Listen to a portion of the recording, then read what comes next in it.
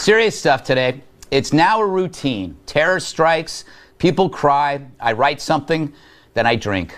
But something else happened after the Manchester attack that struck me. In Brussels, thousands marched, but not against terror, but Donald Trump's arrival to that city.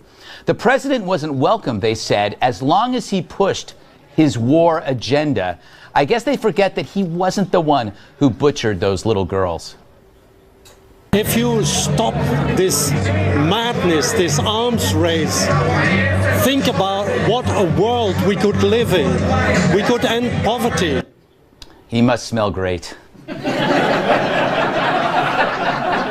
Now, if they want to live with terror while bravely marching against a 7-year-old law-abiding politician, then let them fester in defeat in moral squalor. You suck, and you deserve to suck.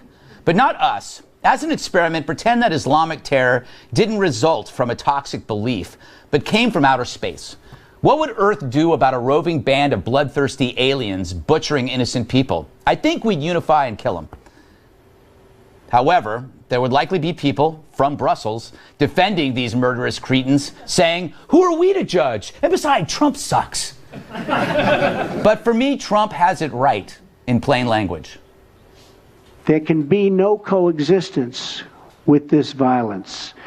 There can be no tolerating it, no accepting it, no excusing it, and no ignoring it. This is a battle between barbaric criminals who seek to obliterate human life and decent people. Drive them out of your communities. Drive them out of your holy land. And drive them out of this earth. So essentially, he just shoved cowardly platitudes off to the side, much like this. The president was hardly feeling bashful throwing his weight around, pushing past the prime minister of Montenegro, elbowing his way to the front of the pack. President Trump muscling his way to the front during a tour of NATO headquarters. Why did he shove a prime minister? Shoving the leader of Montenegro out of the way so the president could stand first is not assuring other allies. The sort of pushy American rudeness, I mean, that is quite a moment. Oh my God, the leader of Montenegro! I've never even heard of that place before. Is it? I'm sure it's a good place. But yeah, pushy American rudeness. Well, maybe the world needs a push right now, at least in the right direction, toward a new response to terror, one that's trained in body and mind, one that's unafraid of being labeled. Meaning if they call you Islamophobic, you say, so what? We need a new understanding of surveillance, that security and freedom don't fight each other. They enhance each other, much like Laverne and Shirley. We also need to keep calling them losers. I will call them from now on losers, because that's what they are. They're losers. Murdered by evil losers in life. These killers and extremists. And yes, losers. They are losers.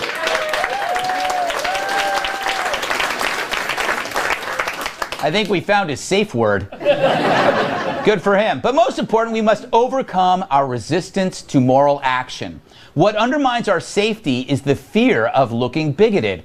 Remember the line, if you see something, say something? The left adds, do that, and you're racist.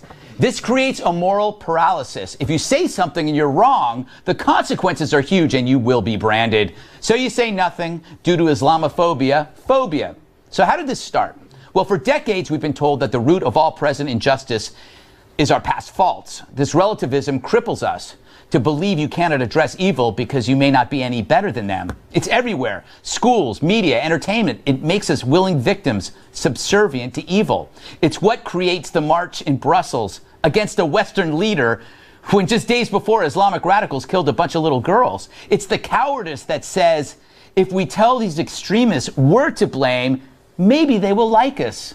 No, they will just kill you first, because even they will find you annoying.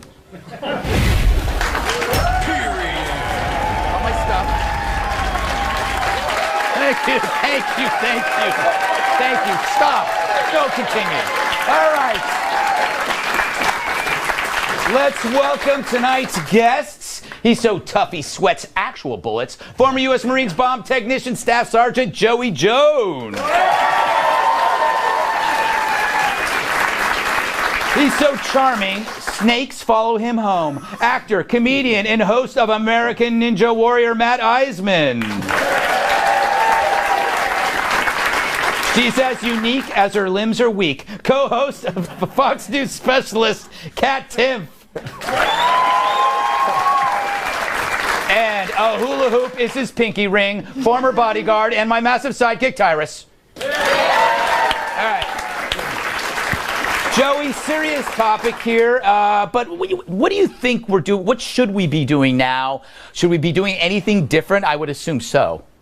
Well, we have to follow our human intelligence to where it leads us to. I mean, you know, all your points about Islamophobia, phobia, and the idea that if you see something, say something, but don't say everything, and don't say it about that guy because of how he looks.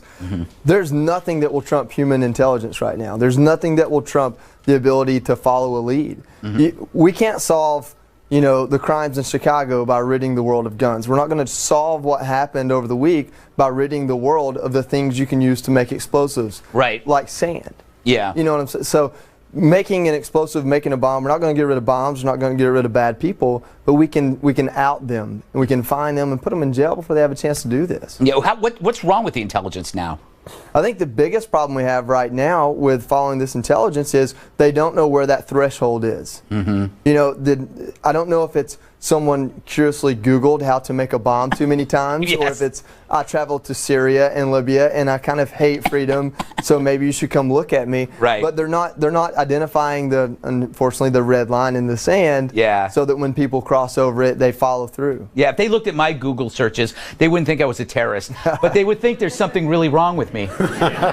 Because sometimes they pop up, I look at them and I go, what was I doing last night that I was so interested in finding out what a naked panda would look like? I don't know, Matt.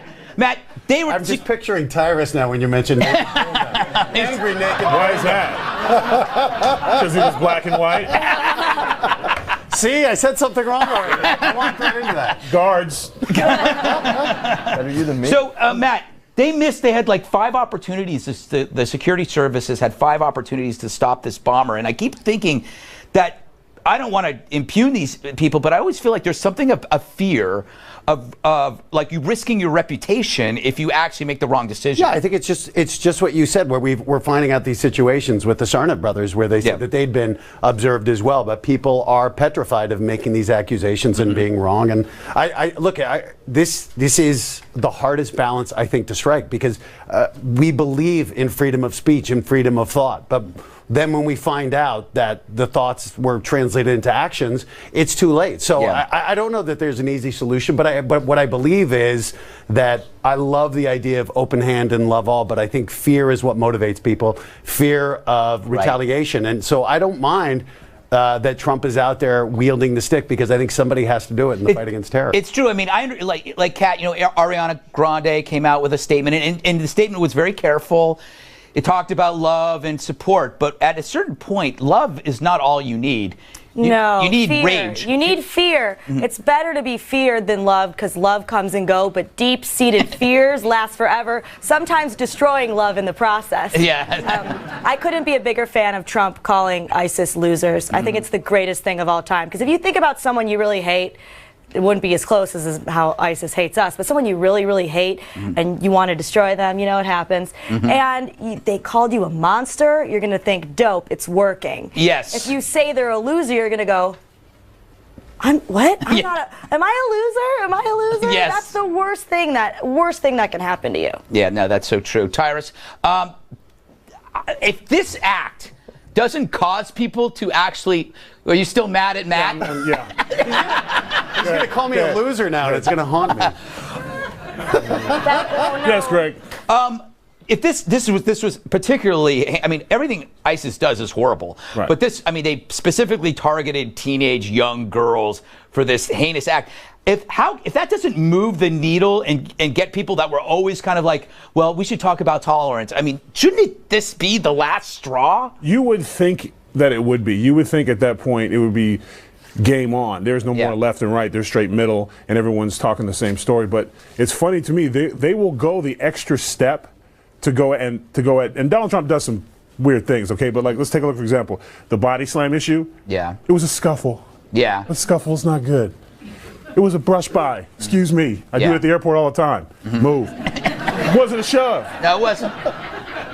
Yeah. But they won't say, they won't go all in and be like, you know what, we need to draw these, we need to start vetting everyone that comes out of Syria, everyone comes out of Libya. Sorry, my bad. If we lock you up and we're wrong, we'll let you go. But we'd rather be wrong than right. We can't say, they won't say that. They won't go that far with that. But if it's something that, you know what they do? What you're saying is they go for the easy outrage because it doesn't cost anything and there's no risk. Yeah. But if you're wrong on this one, you lose your reputation, you could lose your job, you're in the paper. There are people that were more angry at a British journalist for a tweet, than It was a very bad tweet. It was a very. It was a bad tweet. Yeah, no, he didn't kill people, but and the fact that what bothers me is that he thought it was funny. Oh wait, we're talking about two different tweets.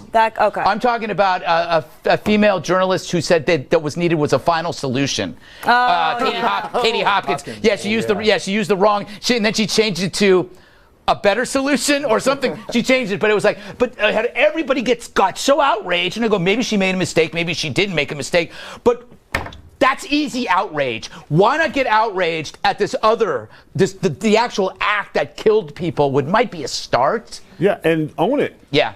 You know, don't apologize at the end. We need to kill more of them and then post pictures of killing more of them because it's very effective for them. Yes. I mean, at the end of the day, I would much rather see their bodies mangled on television than our 17-year-old daughters. Yeah. And the fact we can post a picture in the New York Times, was it New York Times, I believe? We'll put pictures of detonators out there. Put pictures of them dead out there. That's what I want to see. My curiosity would be pinged. I know we have to go, but I find it very strange that we don't see those pictures. In the Gulf War, we saw so much footage of charred cars along the way to hell. But it makes me think that whatever we're doing is so horrifying. You know what I mean? That we must have them in a place and we must be just killing them because I don't know why we're not seeing this. There are apparently thousands of them are dead, but we don't have the evidence, do we? Well, I think we should go down to Guantanamo Bay and take pictures. Just have open the doors and let us see what you're doing. Yeah. If it's really that bad, then we'll know it. But then we'll be happy that it's that bad. Yes. All right. Coming up, a fresh perspective on the terror attack from across the pond. We talked to the UK's Nigel Farage about what happened in Manchester. Stay right there.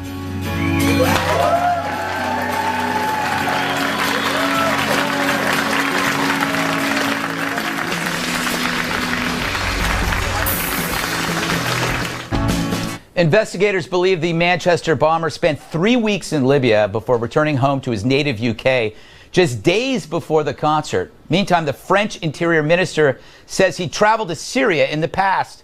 My next guest says there's no way he should have been allowed back in the United Kingdom, but yet he was. It's not a mirage, it's Nigel Farage, the man who brought us Brexit. He's now a Fox News contributor. Good to see you, Nigel. Good evening. You know, my first question is how, the UK is I guess the 5th richest nation in the world, but they often use the defense of having limited resources. Even if you have limited resources, shouldn't that go to the task of this defense of the realm? Wouldn't that be the most important? No. Good Lord, no. You're missing the point. We're spending all our money on foreign aid and giving money to the European Union. I mean, it's mad, isn't it? You know, here we are now. We're spending more money giving cash to Brussels. We may have voted Brexit. We haven't left. We're still giving cash to Brussels. We're giving more money in foreign aid, much of it to corrupt regimes. And we spend more doing that than we do actually looking after, our policing and our anti-terrorism services. And I think there's going to have to be, post-Manchester, a big change of attitude. I asked a buddy of mine who lives in London. He used to be in a rock band in the 80s, and I won't say which one. When I found out that I was having him on the show, he said, ask him this. Napoleon said the English are a nation of shopkeepers. Is Theresa May more interested in balancing her shopping basket than defending British citizens? I guess it's, again, the same kind of question about allocating resources. Yeah, look, we as I said, we waste money on a whole load of foreign adventures. A whole stack of our money is tied up in bureaucracy. But you know something? If you're in trouble in life, you know, personally, whatever it is, that's the moment you borrow money. Right. And there is no sum of money that we can spend stopping atrocities like Manchester that would be considered to me to be a waste of money. And let me tell you that this week, in many ways, innocence has died.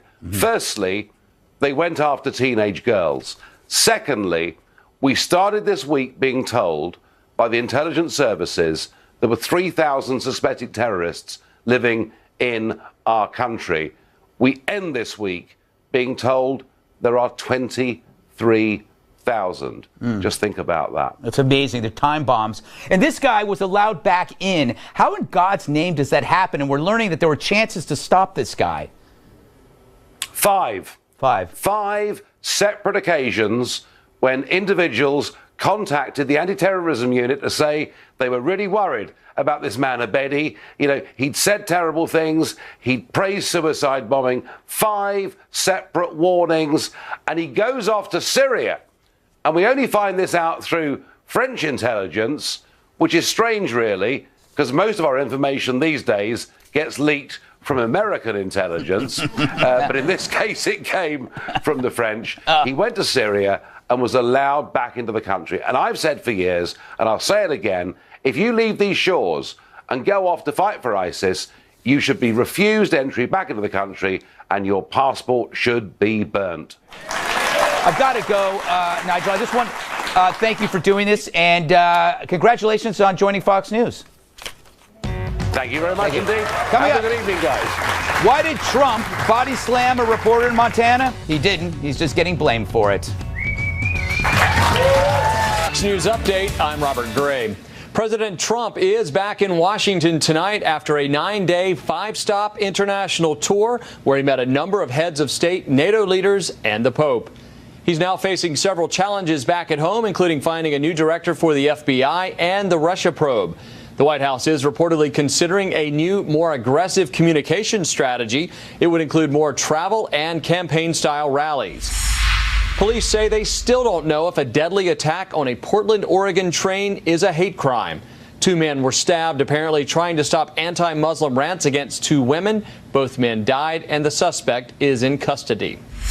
Tributes pouring in for rock legend Greg Allman. The Southern rock pioneer died today from cancer. Allman had a tumultuous personal life, struggling with drug addiction, tragic deaths, and divorce. Allman was 69 years old.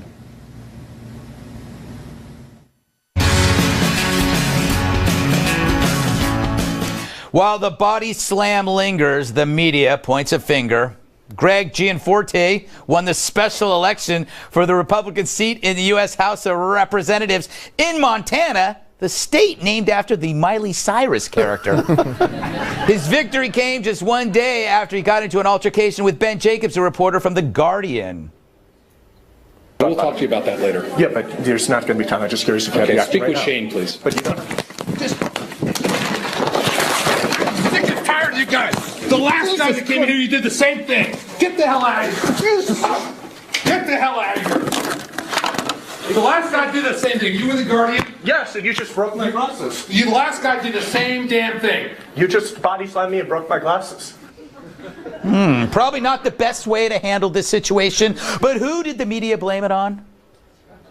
Guy assaults a reporter, which I guess shouldn't be too surprising in an age of Trump, where he calls the press enemy of the people. These reckless words have consequences. It's part of this pattern that started during the campaign of, Donald Trump really encouraging his supporters to target the media, to boo the media. We cannot separate this, though, from the general tone that's taking place, particularly from inside the White House. You don't think it's because a guy who's in office now has said very horrible things about reporters and has said that the reporters are the enemy of the American people? No, I think that has nothing to do with anything. There is just such anger and hostility and rage that is directed at journalists, and that flows from Donald Trump. I mean, there's a straight line.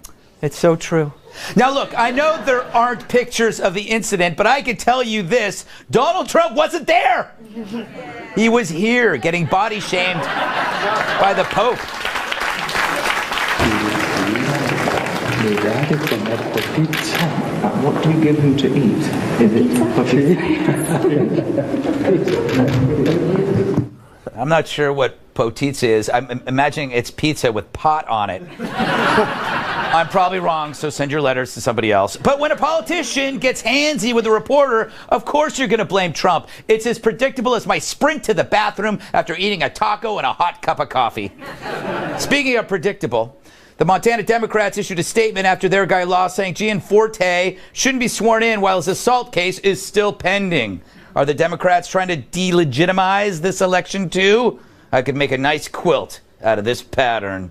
All right, first I'm going to go to the Ninja Warrior guy before I get to the body slam expert. Matt, the guy still won. Is this going to encourage other politicians to body slam reporters? I don't know why this feels like almost the amount of victim blaming that we're blaming Trump's words on the actions of another adult. Look, the guy has anger issues along with a nice sense of fashion. He really dressed up for the apology for his acceptance speech. I think he was wearing his hunting jacket. I thought. I think, look, people should take accountability for their actions, and we should have the ability to speak our words. The thing I felt bad about was listening to the reporter speak. He sounded like the Jerky Boys there. I broke my glasses here. I wasn't feeling very sympathetic towards him. Assault is still a crime. This is why I got to get LASIK, because this is going to happen to me, you know. And if I always think that I'm going to like lose my. It's probably a lot sooner than you think. From somebody you know. Why are you applauding? You were applauding a direct threat. No, I'm just threatened me, and the audience is going like, this audience likes violence. Yeah. This is a pro-violence audience. Speculating, Greg. I'm just well, all right, up in the air. Mr. Body Slam. We saw you do a body slam earlier, and then you did push-ups on his neck. Yeah, I'm always about fitness. But to go back to the whole thing, first of all, Trump, he's dissed the media, and the media has dissed him back pretty good. I actually think they might be winning right now as far as the name calling. Mm-hmm. But the man was running. He's an adult. He's a hunter. And when you listen to, and I've been in a few fights, and I've had a few assault gimmicks, it's like, I think he's going to pay like $250, and it's not even got to show up. Gimmicks? Yeah, me too. Yeah. Assault I don't talk about it, but whatever. But it's like a magic trick. That's a legal term. But the point is, if during the thing when he was asking him questions about health care and he was clearly in it, I'm not justifying what he did, but he was close enough to get in a scuffle. Body slam, there would have been a law's pause, and you would hear a whack. You wouldn't hear, you broke my glasses. And if you're getting assaulted, you don't have time to say what is being done to you. Oh my God, he's picking me up. He just slammed me on the ground. That doesn't happen. I would definitely say But the point is, he didn't say, this is for Trump. Whack. Then you can say. Yeah. All right. This is for bothering me. You're bothering me. I'm a hunter. I don't want to talk about health care. Yeah, there you go. All right, Joey, everybody has lost their temper. It just so happens you have the perfect villain and the perfect victim. But I don't condone it. I think it's wrong to body slam reporters. I want that on record, by the way. Well, I got a couple of things here. One, if you want to know why a guy with no legs needs to stretch his knee out, it's because you got it all backwards right now. Wow. This may truly be because of Trump, but if it is because of Trump, it's because there's so much angst and just PO'dness right now from seeing the media go after Trump over every little thing throughout this entire election. And not to say that he hasn't brought it on himself, but what he's done is revealed the bias of the media and made it shamelessly obvious. So if a congressman there goes, you're from The Guardian, right? Because probably he's already been hounded 5 times over splitting words and crossing hairs. So it may be because of Trump, but it's because even now people running for office are I can express my angst for how I've been treated. Yeah, maybe I see your point, and I guess he won, Kat. He sure did. Now he won because a lot of people probably already cast their votes before this happened, but it certainly didn't hurt him. No, it didn't. And I want to also say I do not condone violence. Very concerning. But what's also concerning is that he did this to a reporter in front of other reporters. I don't use violence to solve my problems anymore, but when I was 5, I did, okay? Yeah. When someone was really annoying me, my brother was really annoying to me, I would hit him, absolutely, but you don't do it when your mom's watching. You wait till she's not watching and then claim he hit himself to frame you. I beg to differ, Kat, because sometimes you have to make an example out of somebody's ass. Not saying what he did was okay, but if I was going to beat somebody up from a bunch of people bothering me, I would do it right in front of here for everyone would watch, say you, me slapping around so everyone in the world can see what I'm doing to make an example. So maybe What the next do you time do when you're not somebody here? calls me a panda, they won't. I wrestle. He's running for office, I think. That was a compelling speech. Yes. I'm scared right now. You know what I think? I blame the Democrats for this victory. They ran a folk singer. This guy was a folk singer against a guy who body slams journalists. Hasn't anyone ever seen Animal House? Yes. Am I cynical, though? Remember when he broke the guitar? But the reporter also feels like, I mean, to a certain extent, people like to goad people into getting a reaction and go, like, I won now because I'm part of the story. Yeah, also, you put a I'm microphone using the disclaimer, too, not saying... Yeah, but if someone breaks your glasses, you can't see. When has reporters ever been cool? And every movie you've ever seen is, the reporter's here. Everybody hates reporters. No, you know what's amazing? And I got to go on this last note. Reporters in movies are really good looking. In real life, no. They look like this. Actually, I'm like, in human terms, I'm like a 6. In reporter terms, I'm a 10. Thank you. Still to come. You'll never guess what Tom Cruise said this week on Australian TV. Or maybe you will. I can never predict your behavior anymore. But first, white people, take note. Making a burrito is cultural appropriation. That and other ridiculous real-life crap next.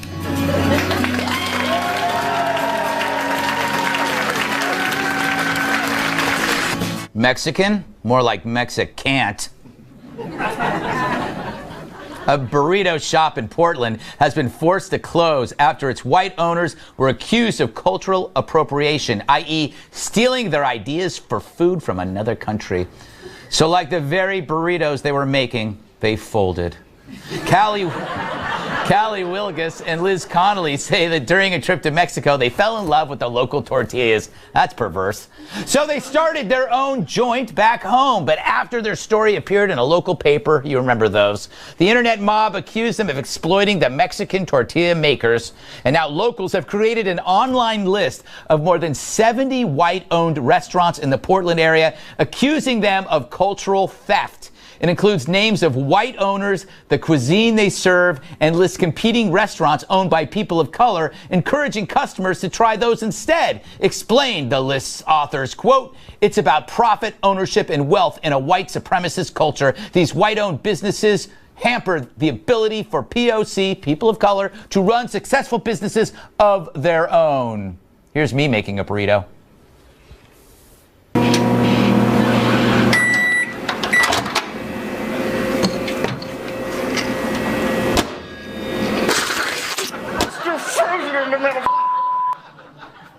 I have problems. Tyrus. Oh, yes, food. Of course you went to me. All right. Why is that? Wait. Okay, first of all. You can't internalize everything. You It's hard said to live Tyrus, that not way. Cat. Try to First help. of all, this is beyond. There's just so many words I can use that are inappropriate for this. There used to be commercials when the Italian guy would travel all over Italy looking for herbs and spices to bring back to make the best pizza. Yeah. Who owns Taco Bell? Yeah. I mean, yeah. This is. You hate to see it because for a long time, if me and some brothers had opened up a pizza station and some Italians wrote all this stuff about us, they would be wrong. Mm-hmm. Well, in this case, whoever's writing this, if it's a minority group or whatever, they're wrong. They're wrong as hell, and they should be ashamed of themselves. They have a right to make burritos. They have a right to make whatever they want to make. It's the American way, and your color has nothing to do with it. And if their business is successful, it's because their food's good. Mm-hmm. It's not saying you get extra. Kat, I believe that there's a direct correlation between those who create lists and those who take no risks in life. Like, they don't open the businesses. They just wait till you open a business and then they complain. I don't think these people have contributed anything to their culture or their community other than being annoying. Yeah, and if there's a burrito involved, it's usually not that serious. Yeah. Right? It's a burrito. What I don't like about these two people who opened this business they had to shut it down, they were spying on the tortilla makers to try to figure out how they made it. And that just seems like a strange way to spend a vacation. They were on vacation and Yes. they were spying on tortilla makers? Go have a margarita like a normal person. Matt, do you think this is wrong? My problem with this is what they're essentially saying now is you have to flip this. Yeah. So what you're saying is Mexican people can only open tortilla restaurants. If they try to open something and make pizza, Yes. now they would be doing the same cultural theft that they're being accused of. The issue is that they're the oppressed culture and the white people are the ones that have never had a problem, is what they say. Yeah, it's the same poetic truth that isn't. Well, wouldn't it be? I mean, isn't this to take this culture and to try to this reminds me of Isaac Newton saying, like, if I see farther, it's because I stood on the shoulders of giants. So you take this culture, and to me, it's paying respect to it. I and absolutely. again, it comes down to business, right? And then more people, the more restaurants are with this food, the more people are going to be interested in this kind of food, and everybody needs to calm down. It's a burrito, people. Come on, calm down. Joey, I got to get to Joey. I take issue with this whole thing, though. Yeah. If you pile 3 pounds of food with 18 ingredients that's the big as your plate, that's as American as it gets. Yeah, There's nothing true. cultural about that. That's us, right? Exactly. But I wish I could enjoy a burrito, but unfortunately. I don't give a damn what color you are. If the food's good, I'll come back. Yeah, that's true. All right, we'll end there. Coming up, Tom Cruise is dead. Set on making Top Gun 2. I'm so excited. Seriously, he confirmed it. It's happening. We'll discuss, plus the worst sequels of all time next.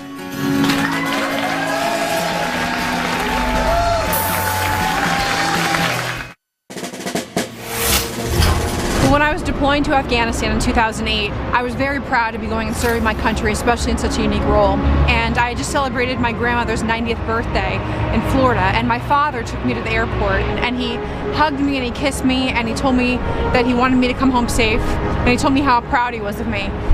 And then I walked up to the security line, and I turned around just to glance at him, just to give him a wave goodbye, not even expecting him to still be there. And my dad was standing there saluting me. The man who had created an amazing childhood for me, who had gone to the Naval Academy and come from nothing. And this is a man who was there for me, encouraged me, my hero, standing there saluting me. Will it be the sequel with no equal? This week, Tom Cruise confirmed that Top Gun, which would have been the greatest volleyball movie ever, if not for all those planes, will finally get a second installment. But will Top Gun 2 underwhelm? So many sequels do. Do you remember Deliverance 2, The Reunion? Me neither. Also, Titanic 2, Ghost Ship Boogaloo? That didn't work out too well. Although I would love for them to do a sequel to Friday the 13th. It's a great film. Anyway, while Cruise says Top Gun 2 will start shooting in the next year, turns out they've already begun in secret. We've obtained an exclusive clip of the first day of filming.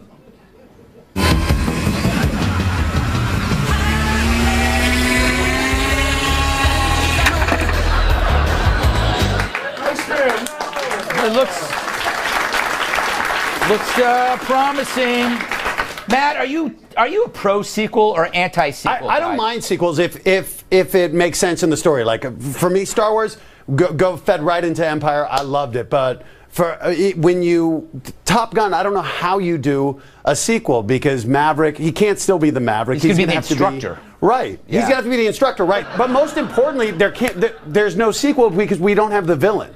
Like the Soviets made Top Gun great because they're too scared to come up with a villain. Who can it be? Who's going to be something called ISIS? But they won't. They don't have jets. Yeah, yeah. So are you kidding me? You know who the villain exactly is going to be? It's going to be a shady president dealing with Russia. I'll bet anything. Yes. It's going to be the evil. Tom Cruise will step by and have them notice a Russian sickle on the president's cufflink and go. So, Kat, how do you feel about sequels? Are there sequels you like or hate? Yes, the Mighty Ducks movies, all 3 of them. They managed to crush it every single time. Throw in a lot of advice, you learn a lot. When I was little, my 3 favorite crushes were Coach Bombay from Mighty Ducks, Uncle Jesse from Full House, and of course, Kurt Cobain. Oh, there you go. Sad about the last one. Joey, how do you feel about Top Gun? Is it a good choice? Do you want something else? This is going to be a movie about drone piloting. That's what it's going to be. Right. And not to talk down to my brothers and sisters in the Air Force and Navy that are actually piloting drones, but just the concept of we're not going to dogfight anymore. Now we're going to just fly over, drop a bomb, autonomous vehicle. Yeah. On the best sequels that have yet to be made, it's Mr. Smith comes home from Washington because there are a bunch of them up there that don't know they don't have to stay there for the next 30 years. And he turned it into a political. Tyrus, I knew you're the Top Gun. I'm still waiting to think whether Val Kilmer defects to Russia and becomes the Russian plane teacher guy against Tom Cruise. So it'll be something. I guarantee you, it'll be Russia. Isn't that just Rocky and Bullwinkle then? Yeah, I love Rocky. More importantly, is Kenny Loggins coming back? I don't know. He's alive. Let's just make sure he is. Yes, Right? he's alive. Okay, good. We haven't seen him since No, Caddyshack 2. I've lost track of a lot of our a lot of people are passing away, Tyrus, pop stars, and I get confused. Yeah, and that's something that's on my mind every waking moment of my day. What movie? Me? I asked you 3 times. No, Okay. you didn't, and you saved a bunch like you always do. You ask me and you look at other people. No, you are the I'm a most movies sensitive guy. wrestler ever. You know how many wrestlers do you know, Greg? Or are you just stereotyping again? All right. Don't egg him on. Egg me on. And it's Aliens. Aliens was the better sequel than the original. There you go. You know, that's true. You know what? I would like to see a sequel to Old Yeller. He's what? You're gonna? Oh, That's you called. know, Wait, no, Old Yeller 2, reanimated, total retriever, from one lab to another. Sometimes, you have to do it in the voice. Sometimes it's not good to let a sleeping dog lie. What do you mean? What do you think? Also, I had this idea about a sequel to 7. Remember, where Gwyneth Paltrow's head is reanimated, and that it wreaks havoc in upscale aromatherapy boutiques in Soho. I used that joke on the Memorial Day show coming up on Monday, but they'll see it later. You guys got it first. All right, then want to wrap anything else before we move on? Because that's the last block before the close. My favorite movies were Happy Gilmore and Billy Madison, but sequels would be sad because, those situations wouldn't have lasted forever. I don't think Happy handles the money well. No, he doesn't. Yeah. I think that's really good. Ironically, his grandmother spends all the money. So Yeah. Wow. All right, ever wonder where hamburgers come from? I sure do. The in-depth report to wrap things up. Stay with us. June 4th, get ready for the next revolution. I promise you, we are going to shake things up. Steve Hilton's been on the front lines of Brexit and a champion of the populist movement. We've got to get power out of the hands of the establishment and the elite who have messed things up for so long and put it in the hands of people. Now, he's bringing his powerful message straight to you. People are sick and tired of the fact that whoever they vote for, nothing gets done. See why voters are finally fed up and how you can join the movement. This is a time of revolution, and we want to show you what's next.